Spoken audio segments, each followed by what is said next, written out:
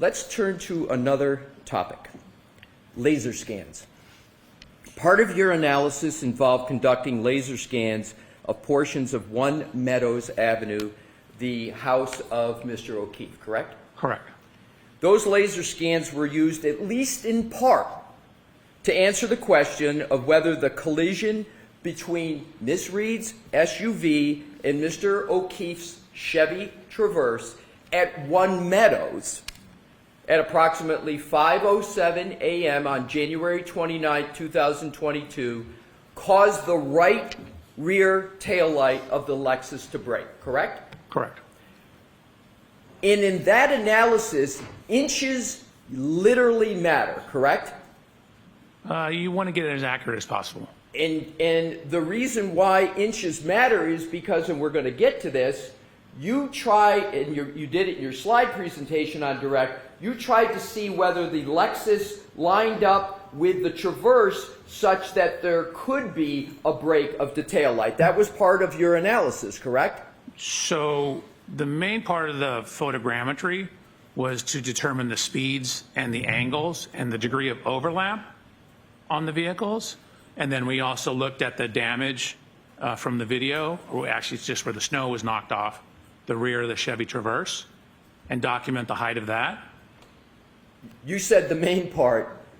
I don't want to engage in semantics. I want to go to my question of, isn't part of the laser scan analysis to determine whether or not those two vehicles align sufficiently such that the Lexus could break, the taillight of the Lexus could break coming into contact with the Chevy Traverse? Wasn't that part of your analysis, at least in part? Yes. Okay. And in that analysis, inches literally matter, correct? It can, depending on which way you're going inches.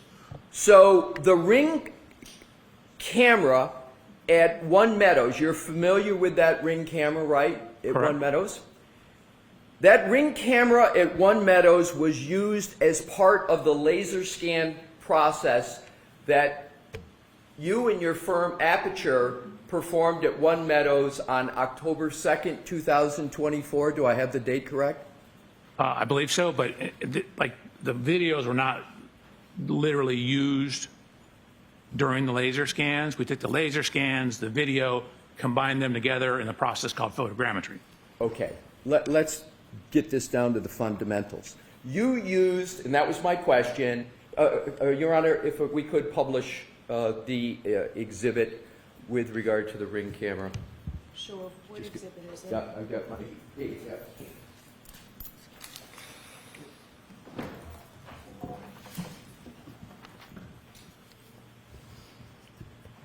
Dr. Welcher, you recognize that Ring camera as being at 1 Meadows. You discussed it, as a matter of fact, on your direct testimony, correct? Yes.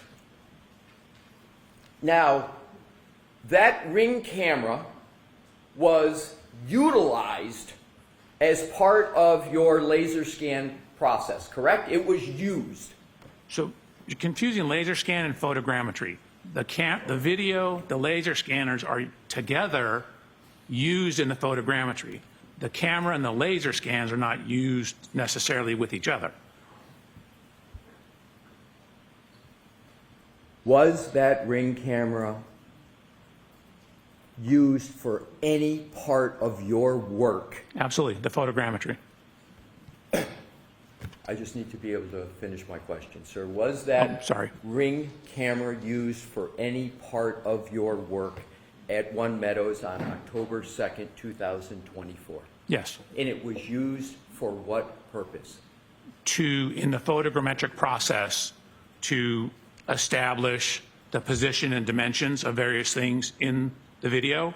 So then we could go back and overlay the vehicles and track the tracks in the snow, as well as look at the damage to the vehicles. Right. So this was used to, as a basis, not the only one, to establish dimensions of the other work that was done in analysis at 1 Meadows, correct? Correct. You can take that down, Mr. Wolk. You know that the Ring camera at One Meadows, in existence when Aperture did the work on October 2nd, 2024, was different than the Ring camera that was in existence on January 29th of 2022, the date where you went through to see if those two vehicles align. Is that correct? The cameras are different. That is correct. And you know that the cameras are different, and you knew that as part of your analysis, correct? Correct. Did you document the differences between the two cameras as part of any work performed at One Meadows? Yes. And did you measure any differences there might have been between the location of the newer Ring camera from the older one that was in existence on January 29th of 2022? No. What we did is use the current Ring camera in conjunction with the old Ring camera, and with the laser scans, we're able to, again, map the points onto the scene. That's why I showed you the report from the photogrammetry software that reported our error. Sir, my question was just measurement, not your process. Oh. Did you measure the difference I don't believe so. between where the old camera was and where the new camera was? No, it was angled slightly more to the right, though. How would you know that if you were not retained on January 29th of 2022? How would you know where the original angles were? Because when you look at the first camera, the one on January 22nd, it's here. The new one is slightly over to the right. That's an eyeball approximation analysis. That's not a measurement, correct? Well, I don't know that we actually measured it, but we accounted for it and corrected for it. But you can see, for example, what the original one shows, for example, to the left-hand side, compared to what the new one shows to the left-hand side, and it's angled more to the right. Sir, you have experience with Ring cameras, correct? I do. And I think a lot of members of the public have experience with Ring cameras. You can move just the camera portion ever so slightly and change significantly the angle of the camera, can't you, what it captures? Just a small turn. Potentially. Right. Even a millimeter turn can make a change. A 2 millimeter, a 1 inch can make a significant change with regard to what the camera captures, correct? Could, sure. So, did you measure whether the newer camera that was present on October 2nd, 2024 was installed to the left? And I'm talking measure. To the right, to the top, or the bottom relative to the camera that was there on January 29th of 2022? So we solved for the camera position. I'm asking if you measured, sir. Oh, no, we didn't measure. So let's talk about some other differences with regard to cameras and Ring cameras. Different Ring cameras can have different levels of distortion, correct? Potentially. Cameras, well, are you saying that all Ring cameras have the same level of distortion? No, but again, they're mass produced, so you could have some that have the same exact distortion. You could have some that have different. And you don't know the comparative distortion between what I'm just going to now refer to as the old Ring camera that was there January 29, 2022, and the camera that you saw on October 2024, which I'll refer to the new camera. You don't know the difference in the distortion between those cameras as you sit here today, do you? So we know enough information that if the distortions had been different, our errors would have been too high.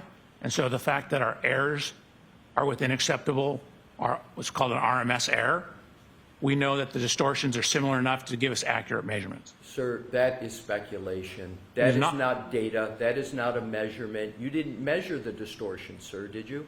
If the cameras, you didn't have the old camera to do it.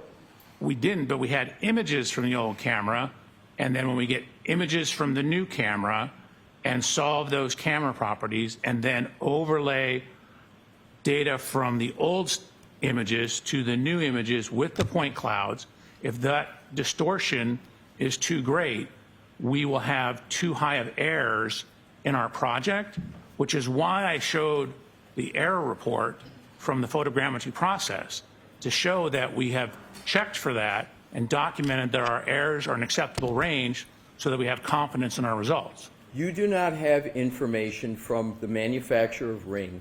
You didn't present it, and you don't have it, as to what is the acceptable level of distortion for the analysis that you did, do you, sir?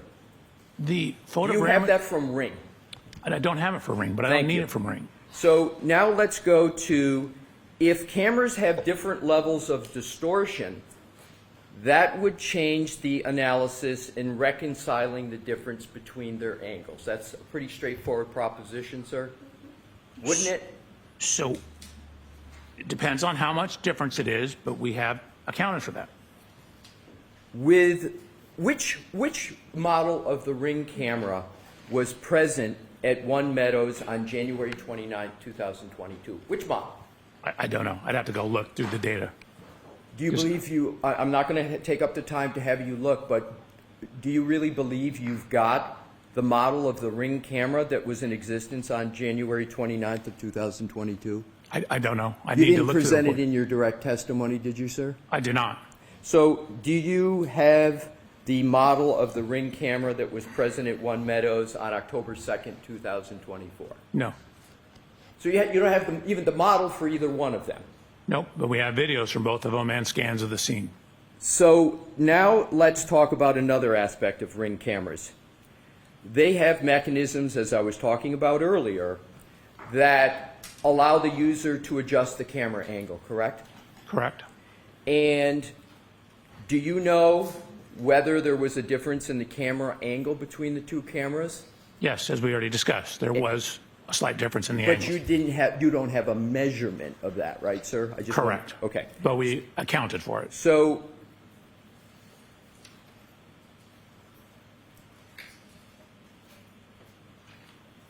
wouldn't a difference in models of Ring cameras be relevant at all to your analysis of trying to reconcile any differences between them? So if you have video from both of them and you have laser scans with three-dimensional geometry of the scene, you can go in and it's called a reverse camera analysis and solve for the distortion properties. The scans give you the real-world dimensions. So once you know the real-world dimensions, you can then go in, you can go in and then solve for the camera lens properties based upon the real-world distortions. So for example, if there's a little bit of bending at the end, the laser scan data will show that, and you can correct for that knowing information about the laser scanner. I'll or ask the the laser question. scan data. I'm sorry, I thought you finished, sir. I'm going to ask the question again because it's a narrow question. Wouldn't knowing the difference in the models be relevant? That's all I'm asking. Wouldn't it be relevant to your analysis of reconciling the differences to them? Wouldn't No. it be relevant? No. So you think the different models are irrelevant to any process you occasioned at one? It's irrelevant. So the analysis of the video itself is more important than the models? I'm not asking if it's more important. I'm just asking, would it be relevant? No, I don't believe it'd be relevant. Now let's go to another aspect of the cameras. Are key parameters in a camera that the software needs to know focal length? It is? Is imaging size something that is an important parameter in a camera? Yes. Are sampling characteristics an important parameter in cameras? Can be. Is the principal point, you understand that concept, sir? Is that an important parameter in a camera? Define how you're using principal point. Sure. A principal point of an image is the point where a camera's direct line of sight, called, as you may know, the optical axis, intersects the image plane. Does that Gotcha, sound yes. familiar? Mm-hmm. So Isn't that the image's mathematical center, the principal point? More or less, yes. And for high accuracy photogrammetric work, it's important to know if the lens is mounted centered over the image sensor due to the small manufacturing variances, correct? Could be important. And if the principal point is the center of the image. Okay. That's relevant. So doesn't that affect the mathematical calculation of the light ray geometry? It could. So the variance in manufacturing between cameras is a known issue. Do you agree? I do. There are small manufacturing variances that affect one of the key components of the fundamental parameters of the camera, namely the principal point, right? Correct.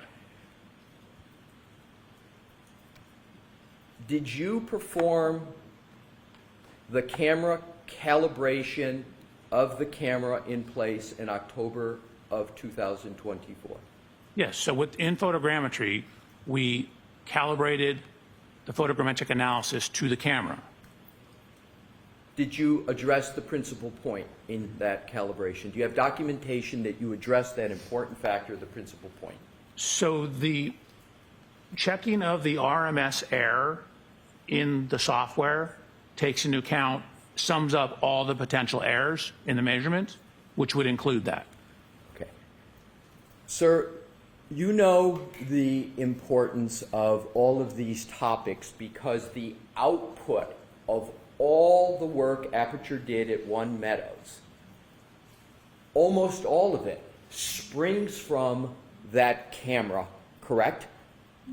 It starts there.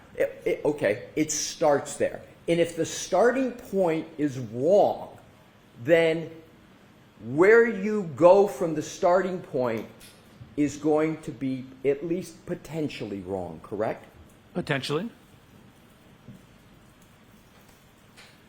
Would you agree that Ring cameras have a swiveling mechanism so that the user can adjust the camera angle? Some do. Do you know whether the camera that was in existence on January 29, 2022 had a swiveling mechanism? I believe it did. Believe? Do you know? I do not know for a fact, but you- those style of Ring cameras on the surveillance have adjustability that includes angle. But you don't know whether the camera that was there, the specific camera on January 29, 2022, had a swiveling mechanism or not, correct? Correct. And do you know whether the camera that you saw in October of 2024 had a swiveling mechanism on it? It did. And where did you document the fact that it had a swiveling mechanism? I think we have photos of the camera. Did you document it in writing, and did you document the tolerance of the swiveling mechanism? No. Let's go to, and again, all of the camera, this camera that you use is the starting point for your laser scan and photogrammetry process, correct? Correct. All right. Let's go to another topic. On your direct testimony, as I recall, you stated essentially from various information that you lined up in the video, and we're talking about the lining up of the Lexus with the Traverse. And this is at One Meadows. And so, as I understand what you did, sir, is you took what are called point clouds, 3D images, created them for the Lexus. You took created 3D images, synonym point clouds, of the Traverse, and then you attempted to line them up to determine, among other things, whether they would align sufficient so that the Lexus could line up and potentially hit the Traverse such that the tail light of the Lexus could be broken. Was that at least part of your analysis? That was part. There was more. So, you showed a slide, a few slides, and with your Honor's permission, what I'd like to do is to start with slide 90. All right, do you have any problem with Dr. Welcher keeping his printed copy that he was using. I have no problem with the printed copy, Your Honor. So, I'm sorry, what slide again? 90. Your Honor, my printed copy tiny. Okay. Can I Can pull it you up? see the, Yes, yeah.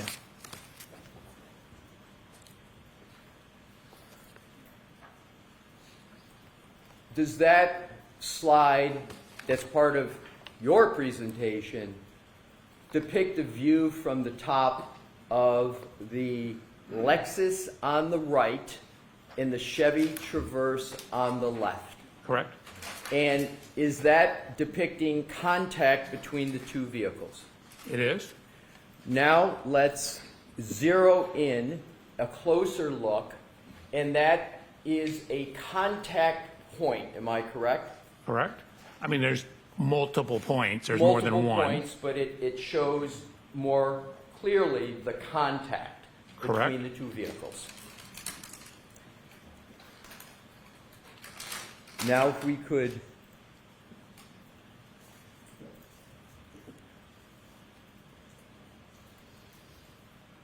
the next,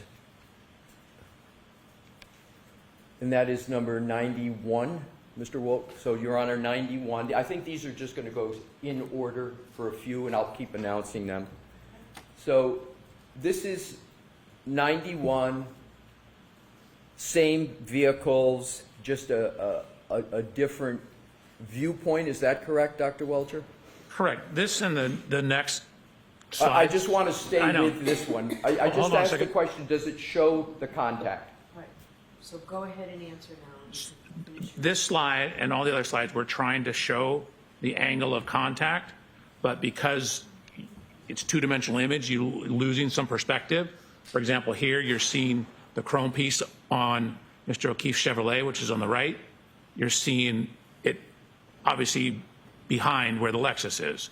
So we were trying to show it at a whole bunch of different angles to try and illustrate the degree of closeness or lack thereof. Alrighty. So, Thank you. is it correct that on your direct examination, you said in sum and substance, we looked at the degree of overlap, and there's only about a 2 to 3 millimeters of overlap between the vehicles? Is that what you recall saying on direct? That is correct. And that you stated that that supposed 2 to 3 millimeters of overlap was insufficient to cause the taillight of the Lexus to contact the rear of the Chevrolet. Do you recall saying that? That's correct. Now, I would like you to look at that. This is from your slide presentation. Is that not showing contact between the two vehicles? Oh, it absolutely is not. What you're seeing is a portion of the vehicle that is behind the area. Keep in mind the angle, the Lexus is angled off to the left. So the area that you see here is actually, in this case, in front of where the taillight is. This is why we tried showing it from a whole bunch of different angles, because when you try and take a two-dimensional image and look at it, you see stuff in the background.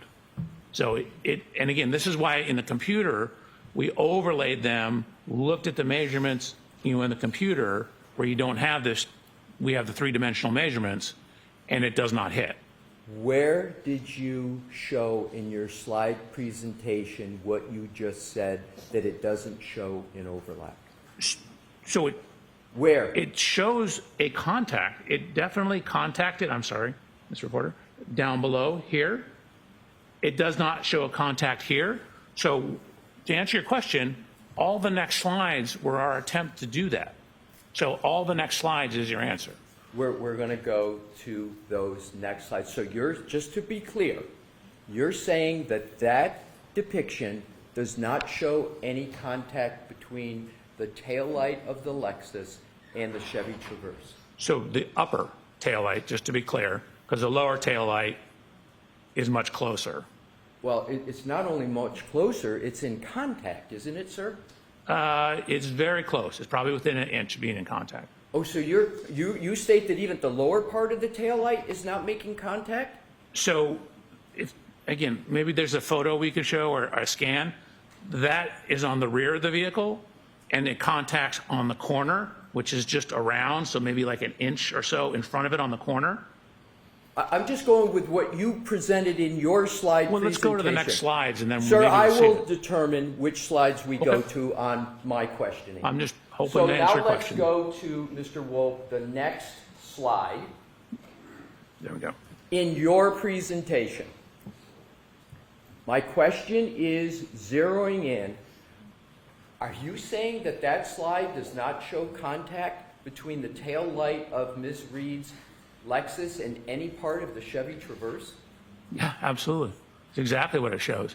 You can see a little better here. Again, we tried all these different angles, which is why all these slides are in there.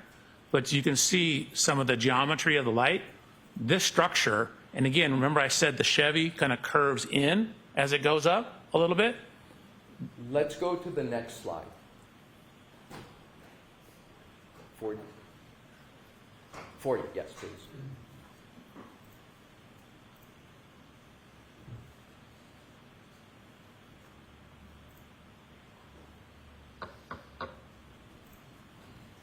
Is it working? 41, Your Honor. Right, thank you. One moment, Your Honor. That's Exhibit 41? No, I have a question, because that's not my slides.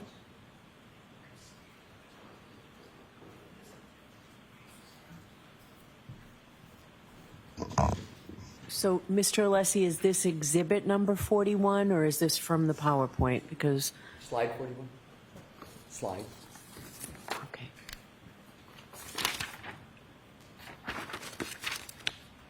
Yes. So I'm putting this up because I want to show an actual photograph of that tail light, and I would like you, sir, to focus on the quarter panel tail light in each. Do you see a jutting out of the quarter panel tail light in that photo? Do you see it jut out? So I don't know if you and I are talking the same thing. There are little fins here. Correct. Now, what I'd like to do is to go back to the depiction we were just looking at, and that depiction doesn't show the jutting out, does it? No, it does. Those are actually more on the side of the vehicle. You can't see them in this image. Correct. You But- can't see that. Hold on a second. I wasn't finished. But Sir. they are 100% there.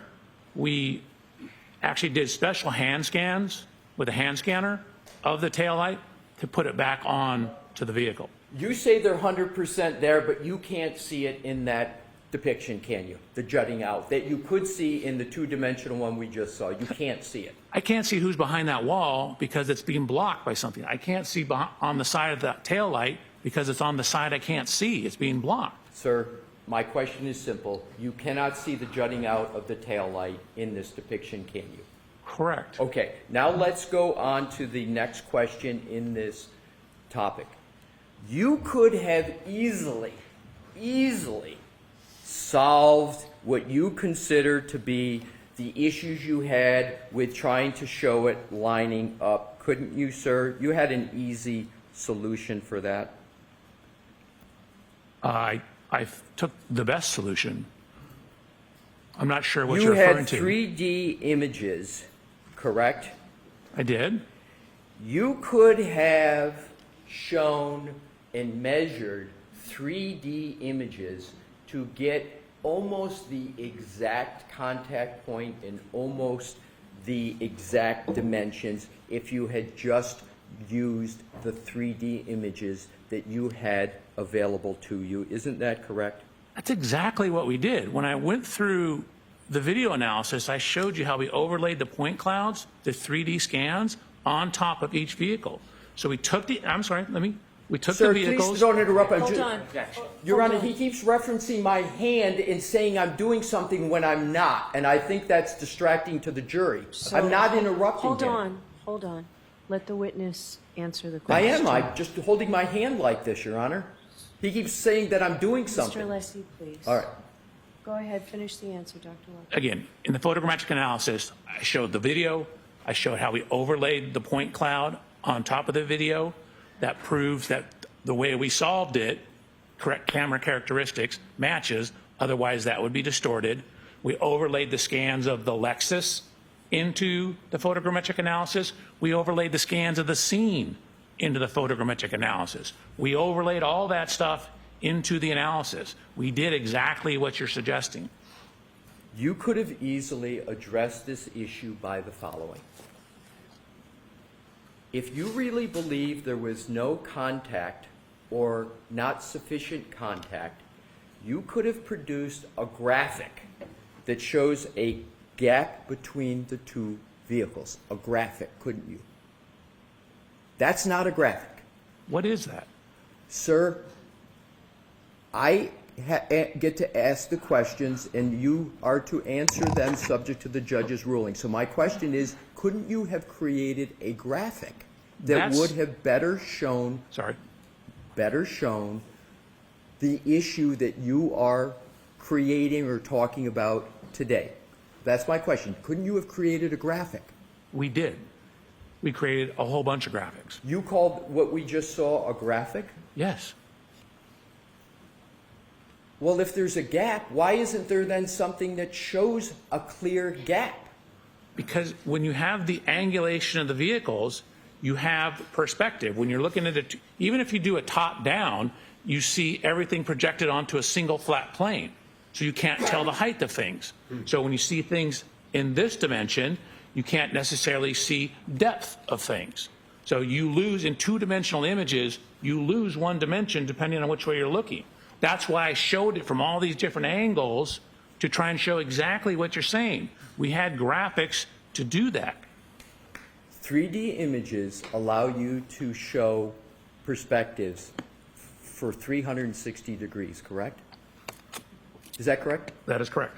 So, none of what you presented in your slideshow shows the contact points from 360 degrees, does it? I don't understand your question. Are you asking if I showed it at every single, I went through 360 slides that showed it at every single degree? Sir, let's move on. I think I've made the point. So I'm going to strike the comment, Okay. Mr. Alessi.